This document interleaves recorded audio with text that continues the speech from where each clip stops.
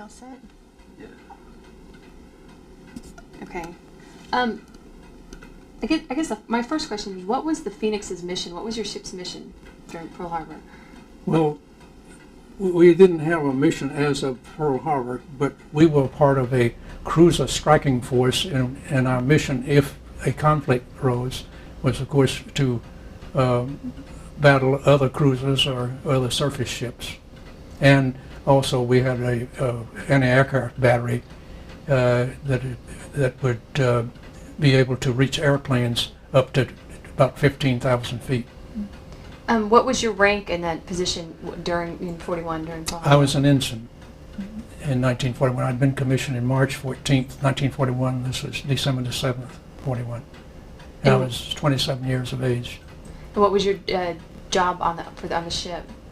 My regular assigned job was a member of the 1st Division, which had responsibility for the upkeep and firing the main battery, which was three turrets with 3 guns each, 6 inches, and they would shoot 22,000 yards. And but on Pearl Harbor morning, things didn't go according to Hoyle. So I will not. Maybe I'm getting ahead of the story, so I'll stop there. You can, yeah. We can just kind of zing back and forth. Whichever. And of course, some of your other duties were to train you to be officer to deck. In other words, the person who controls running the ship. And I was a junior officer to deck at the time, in addition to my division officer. Can you tell me a little bit about the ship's capabilities, the Phoenix? Well, the Phoenix was a light cruiser, and it was 615 feet long and about 66 feet across the beam. His armament was 5 turrets, 3 forward, 2 aft, with 3 6-inch guns each. And then on midships on each side, it had 4 open mounts. That means you just have the mount with no cover or anything. 25 5-inch 25 caliber guns, which were anti-aircraft guns. And so the Phoenix had a 10,000-mile cruising range, and the 6-inch shells could shoot what we call armor piercing. If you're going into battle against a ship, you'd have an armor piercing bullet that would shoot up to 20,000 yards, and that's roughly 4 miles, and it would go through 2 or 3 inches of steel. If you were going to fire at something on the beach, you'd have bombardment shells, and they would explode on contact. Did you have your normal assignment? I heard one thing with Pearl Harbor, because it was on the weekend. A lot of people on Liberty. How did you have a full? No, on weekends when we were out cruising and we came in on Friday, but on weekends, Saturday and Sunday, if you were in port, it was normal to have 75% of the officers were entitled to liberty, and 50% of the crew. Of course, not all enlisted people went ashore every time they had liberty, and not all officers went ashore every time they had liberty. So, like Sunday morning that this happened, I was in the liberty section, but I had gone over on the beach and played a little football in the afternoon, and came back aboard ship and spent the night. And I was had gotten up and was shaving, getting ready to go to Waikiki for a swim as soon as I had breakfast when the attack came. That was one of my questions. Is like, when were you first aware that the fighting? What were you doing? And well, about this was about 7:45 in the morning, and I had gotten up and was shaving, and I heard the hum of the sound like more than one plane in a diving mode, and so I went to the porthole and looked out, and which looking toward in about 45-degree angle down the ship toward the stern was where the battle line was moored, and I saw a big burst of water, and so I yelled to my roommate, "Get up, Dave! The Army's putting on a show this morning." And because the reason I said that was the Army had sent out planes early in the morning, patrol planes called the Dawn Patrol, to look for anything suspicious, at sea, submarines or enemy ships or anything.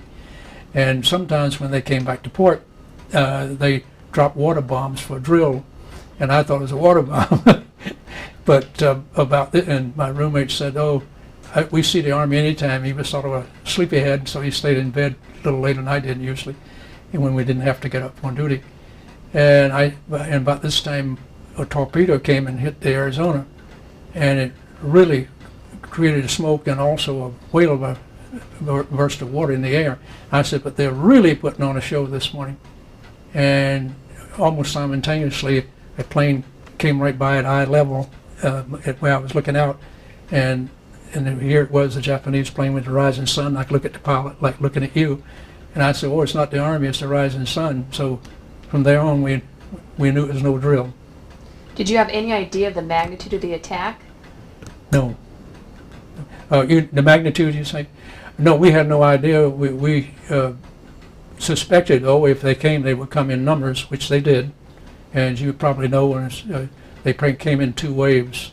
The first wave, I think, was about 180 planes, and then the second wave was about 160. What happened then? There must have been like a general quarters alarm or yes, anything? People running through the alarms went off, and people running through the officers' quarters, the warrant officers, and knocking on all the officers' doors in case they were asleep, and saying, "This is no drill, this is no drill." And so I went up topside and you can imagine everything was sort of in a state of confusion. And so I knew that there was no activity for the main battery, which was my battle station, with the 6-inch guns. And I knew also that the officer in charge of the starboard 5-inch guns and aircraft guns was on the beach on Liberty. And so I went back to see if there was anything I could do, and there was no officers there. So I just took charge of the starboard 5-inch battery.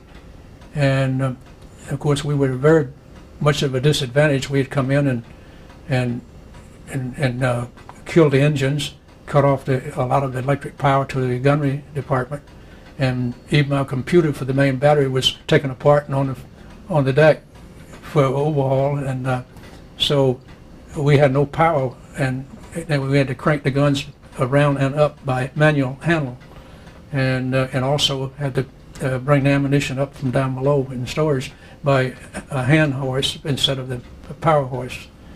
So we were very much at a disadvantage, but we managed. I corralled enough crew, some cooks, bakers, whatever I could get, and so I'd look for the planes coming over, and if you were the pointer or if you were the trainer, I'd tap you on the shoulder and point where I wanted you to point the gun, because there's so much noise you couldn't hear what was going on. How many planes did you see? Do you remember? Oh, I couldn't count them. I probably saw at least 50% of what they sent in, because we were from where I was doing this battle action, I'm facing. They came mainly to get the battle line, which they did, and then they went for the airfields and the hangars, and I was looking in that direction all the time, so I could see everything was going on at the battle line, all during the attack. Where was the Phoenix located compared to the battleships? The Phoenix was, I would say, 3/4 of a mile on water. Distance looks very close, but I would say it was probably 3/4 of a mile east and north of the battle line. And so I could see everything that was going on. The smoke, the water, the oil began to come out after the torpedoes hit underneath, and the water was burning. Oil was burning on the water, and of course I saw the most I guess lasting effect of the whole thing was when the people in the battle wagon manned their battle stations. Some people had to go up to the mast, we call it the crow's nest, where machine guns were located maybe 125 feet above water, and they manned their stations up the hand-over-hand ladder on the mast. But when the smoke and fire got so hot and the smoke got so thick they couldn't handle it, they couldn't come down, so they were trying to jump into the from there over into the water, in the burning water, but a lot of them didn't make it. They just hit the main deck and and were gone. And you see that on the other battleships? Oh, You yes. see that? Yeah, I could see that from where I was. Do you remember what you were thinking? I mean, this attack, surprise attack, what was going through your mind? Do you remember any of that? Say again? Do you remember watching this attack, these ships being attacked, what was going through your mind? Were you... Oh, shoot them down. Shoot them down. That's all we were thinking of. We were shooting everyone that came past. Sometimes you get one, sometimes you didn't. When you're in a situation like that, we were trained. We trained hours every day on battle situations, and so we just went into our normal mode of action that you do when you train, and so your only thought was get another shell. If you were one of the on the assembly line for the bullets, you were shells. You were thinking get the next shell in the fuse spot, and if you were the fuse setter, you would crank it in, and if you were the guy taking it out and putting it in the tray of the gun, that you were thinking of, and then somebody closed the breech and off went the gun. And did you have an idea of the casualties the Americans were taking? It was amazing. My fort in those days was math, I thought, and so I knew about how many people were aboard each ship. I knew about how many percentage-wise were probably on Liberty, and I just took a guess, and I came within about 50. I guessed about 2,500, and I think 2,400 and some were casualties. Now, if the attack had happened an hour and 15 minutes later, the casualties would have been triple, because in those days we didn't have chaplains aboard every ship. We just had them, we had them on the flagship and the battleships. And so usually in port, we had services on the after deck of the battleships on Sunday morning, and all the ships around, the people aboard who didn't have specific duties at the moment would get in a small craft and taxi over to the battle wagon and go to church. And so if they had come about 9:15, the church started at 9 o'clock. If they'd have come about 9:15 instead of 8, they would have caught all this host of people sitting on the fantails, we call it, for church services, and they'd have just been sitting ducks. How long did the battle last? From about, it's debatable when they came in, quarter of, 10 of, somewhere in that area it started. And then there was a slight pause, but not much, after about an hour or so. And then the last planes that I recall was about 10:15, so roughly 2 hours, 2 hours and 15 minutes. How long did it feel to you? Did it seem about that time, or? Well, you were so busy you didn't think of time.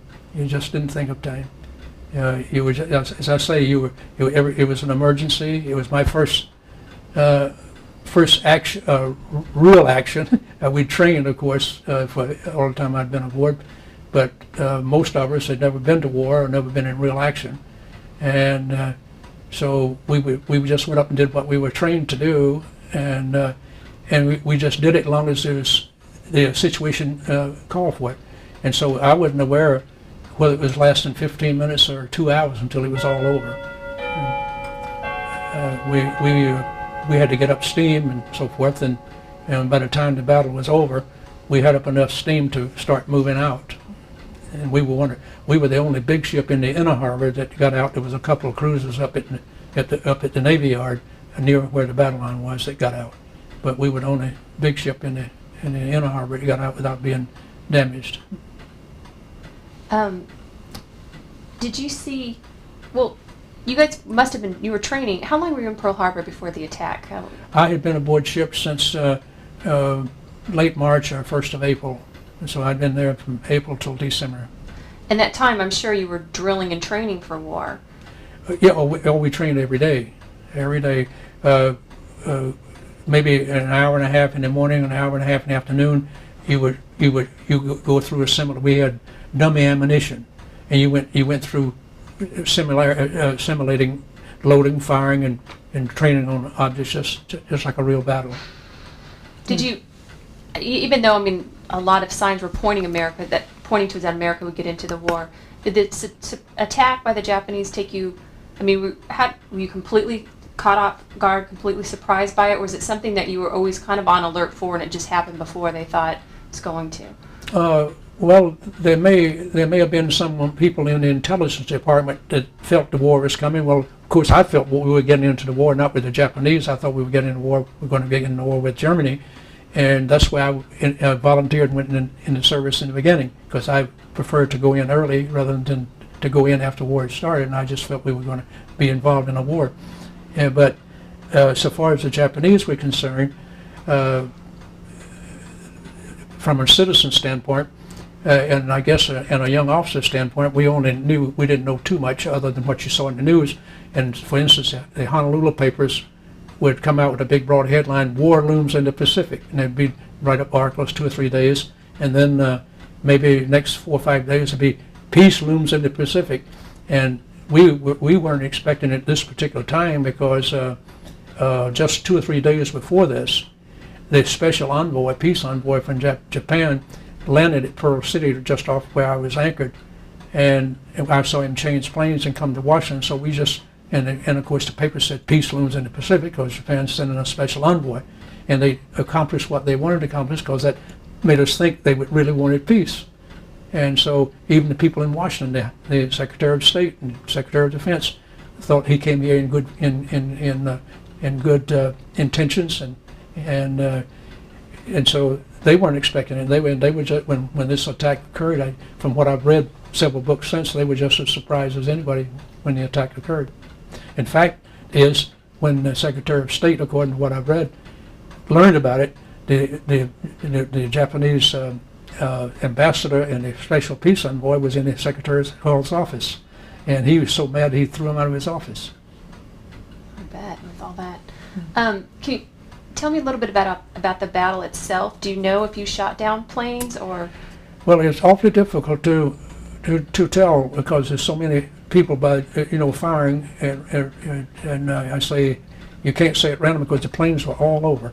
They came in waves of 3 and 6, and then after they launched, they'd come back in circle and strafe with the machine guns. So sometimes you have 2 or 3 planes in view. Sometimes you might have a dozen planes in view, and everybody's firing. So you never knew who got whom. And a lot of them we didn't get, of course. They made it back to the carrier. But the only ones that I thought we got for sure was after we had, right at the end of the battle, the 3 planes started for us, and there was a destroyer right in line of the planes with us, and we were both shooting. We got all 3 of them. So whether we got them, whether the destroyer got them, I don't know. And because in order to be sure who got them, you have to have a stopwatch and know when your bullet is exploding, as opposed to the other guys. How about immediately after the battle? What was the mood then? Well, it was excitement, and I'm sure somewhat confusion. For instance, most of the commanding officers and executive officers, the 2 top ranks on each ship, were on the beach. Our commanding officer and executive officer were on the beach, and we got the ship steam up and backed out of our berth, and was getting ready to get out in the center of the harbor when our captain came aboard. And then we started out in the normal channel. The North Channel was the normal channel to go out to sea on, and we got up about halfway out the channel, and the submarine gate, watch at the submarine gate where the channel opens out into the ocean. We had a net up there called a submarine net, and they were tending the net, but they sent us a message, and we couldn't believe it, because we had thought the net would prevent any submarine from coming into the harbor, and they were telling us there was a submarine in the harbor, in the channel. And we didn't believe it at first, but we stopped and backed down and went back around into the center of the harbor and went up the south channel, which you saw the picture of there, right by the burning battle line.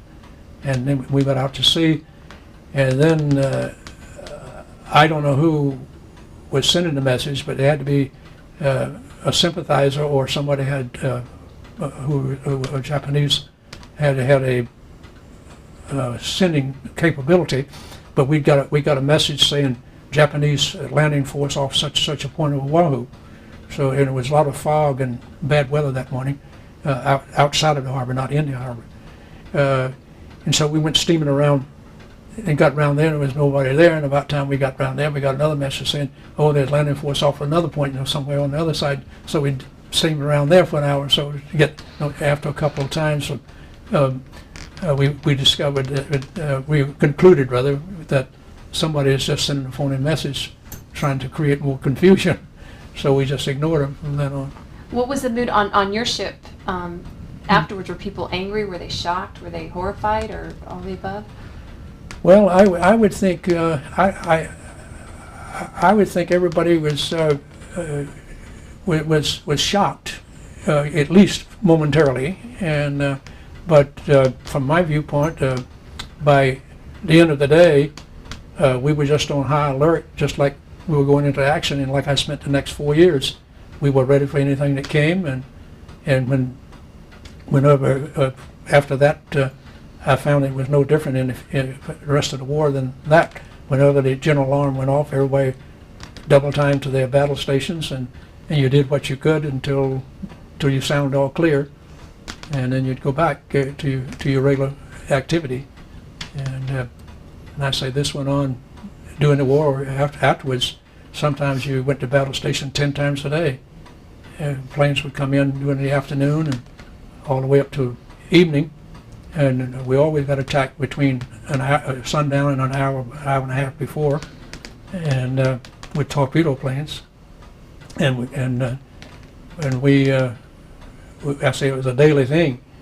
And then of course the kamikazes came in the afternoon, and they'd come in the light of the sun, so that you couldn't see them until they got pretty close. And so everybody, whenever the alarms went off, just went to their station and performed pretty well. In a battle like that, does it ever get personal in a sense of revenge you want to get on the other side, or is it just strictly military? You need to respond militarily. Well, when you say personal, you mean personal among the crew themselves, or a personal feeling against the Japanese in general? Both. Oh, well, I think everybody said they're after us. It's a survival. Either we get them or they get us, and so. You get battle hardened, and so that when you're out there, you have to you know it's you or them, and so you have no reservation about doing your job, which is if they're in a plane, shooting down the plane. If they're in a ship, you try and sink the ship. I'm sure from the Japanese standpoint, this was a strategic move that they thought they had to do. I mean, but from our standpoint, was it something? I mean, what did you think of the Japanese after the attack? That for doing something like this, was this something that was just inconceivable, or? Well, I think President Roosevelt said it very well, and it was a sneak attack. It was ungentlemanly. It's just if you want to put it in sports terminology, it was very unsportsmanlike. It was like somebody clipping you from the rear in football when you're not supposed to, and but I'm sure that there was. After the war is over, I think the fight was over, and I think most people have learned to say, well, the Japanese had the wrong idea and shouldn't have done it, but that was their conclusion and decision at the time. But the world moves on, and you can't hold the current Japanese people in the same respect or disrespect or whatever you want to call it that you did Tojo and General Tojo and the rest of the war regime that started the war. Yeah. Well, next Friday will be the 60th anniversary of Pearl Harbor. Is there, and I know it's probably hard to sum it all up, but is there one thing that you would want people who weren't there, or maybe young people today, to understand what it was about, or what it really did to Americans, especially Americans fighting there? Well, the war certainly caused the American people to cohese and come together and say this is a united job, and united we are, and that's what America was. I was really surprised when I came back to Philadelphia in 1943, because up until 1940, exceptions of course, but there were some things that men did, some things that women did, and you didn't think of a woman driving a truck, you didn't think of a woman ribboning the ship, things like that. And when I came back, I found that everybody was turning to, and everybody was happy to do it and doing it with enthusiasm, and they were not complaining about whether it was hard work or easy job, a hard job, or long hours. They just did it and were glad to do it. And I think the Japanese attack, the type of attack it was, really corralled the country and put them all in one frame of mind. And one thing that, recently people have made a lot of comparisons between the sneak attack on Pearl Harbor and the terrorist attacks recently. Would you compare those two? And if you could, how would you compare them? They're the same general nature in my own opinion, but I think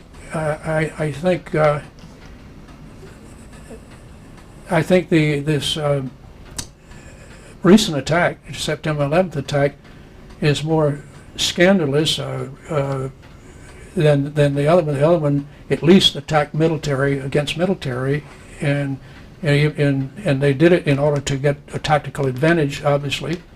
But this last one was just attacking the population in general, and it's a very cowardly act, and I think it's more cowardly really than the other one, and I think we can't be too I don't know what word I want to use on this, but I think we can't be too cavalier and dismiss this thing too easily, because there's a lot of people out there still who are going to come back and do it again, and I think this is terrible. And then this is not attacked against the military; it's attacked against civilization, every individual, and everybody's way of life that these type of people just don't care for, and so I think it has to be dealt with very severely. Going back to Pearl Harbor then, on the Phoenix, were you guys back? I know you made it out Yes. towards the end of the battle or right afterwards. Yeah. Did you come back into port then? Did you get to see other people? What was the mood? Oh yeah, I came back. We came back in that either that next night. I think we set out the first night and came back in the next day, and it was a very sober mood. And I'd say when we came in, I told you in the beginning I sort of guessed how many people, and we came back. The coffins, caskets, were stacked over on the dock alongside there, just like cordwood, and just big stacks of coffin of people that had been killed, and they'd put in their boxes.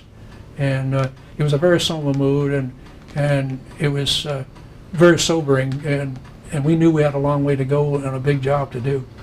And it took about a year and a half before we could be on the offensive. We were on the defensive until then, but after the Battle of Midway, then we became more and more offensive as time went on. And I know my group used to cruise off Tokyo Bay at night and see the lights in Tokyo, and we were looking for them instead of them looking for us. And that was a good feeling? Yeah, we were in I guess 7 different surface battles, and our ship was in the big turkey shoot at Guam when we shot down 500 planes in one day, and I was in the first.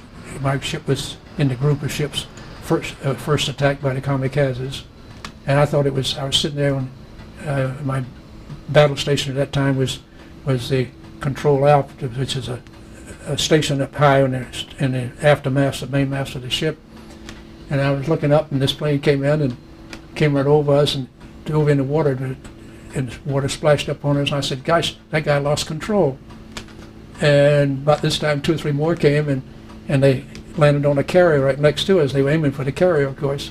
And then we found it was no accident. They hadn't lost control. They were aiming to do what they were doing. And so that's first we knew of the kamikazes, and they hit 2 carriers in one first afternoon. After that, they didn't get many because our shooting got sharper and sharper. We got to learn how to get them because they made a mistake. They would send kamikazes in groups of 3, and 5 or 10 minutes later, 3 more.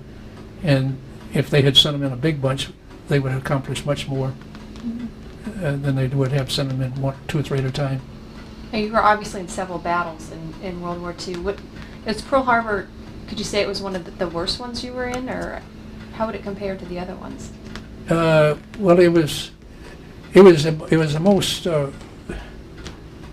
close up, as you can call it, because I was on deck and everything. We were sitting ducks, and they were coming in to us. Now, the other battles I was in, the planes were a little higher, and sometimes we had planes up dogfighting, and so they didn't get into the force too much. And except at night, the Tonys and Bettys, torpedo planes, would get just off the water and come right through our formation sometimes, and you'd shoot to as long as you could on this side. Sometimes we get them off, sometimes we get part. Then when they cleared the formation on the other side, you'd shoot as they went out, because you couldn't shoot toward each other. And but somehow we were hardened by this time, and the excitement wasn't as great on those things, because we were expecting it every day. The surprise element at Pearl Harbor was so different from anything else, any other experience we had during the whole war. Why do you think your ship wasn't, you said it was never attacked. Beg pardon? You didn't take any hits, your ship, right? No, they never. They made the last at the end of the second wave. They started a glide to bomb us, and I say that between a destroyer and that we got 3, and but we were never hit. One, I say wasn't hit. It's sort of a laugh. 150 caliber machine gun bullet went through the thin skin of above the bridge on a cruiser. We had a 18-foot rangefinder. We called it navigational rangefinder. That when we were approaching land and so forth, you'd get fixes for the ship so you didn't go aground, and you'd have somebody in there taking ranges and bearings and so forth. Well, there was a person in there at this battle station, just sitting there waiting for his job to come up to get out of the port, and a bullet came through that skin and fell down in his lap, but it didn't hurt anything. So I saw him at several. We've had several Phoenix reunions. We have them every year, but I've been to several, and I guess about 40 years later, he was at one of these reunions I went at, and he still carries a bullet with him that fell in his lap from the overhead of his rangefinder during the attack. So no casualties on your ship? No casualties on our ship. That was good. So we didn't have the horrible experience of seeing people blown apart that the battle line did. Yeah, we saw it, but we was at a distance away, not aboard ship. What, you done? I actually think we're pretty much done for this. Yeah. Okay. Yeah. Unless there's anything you really thought you wanted No, to I think there's a lot of sea story, but I don't think it ought to get in. Oh yeah, no, that's fine. Yeah, And it's pretty. I think we pretty much covered what it was like for you. Yeah. Was there anything that you thought, Pete, you want to ask from that? I was Okay. going to ask how his ship got spared, but you just did that at the Yeah. end. Okay, can we get a couple, and then we'll be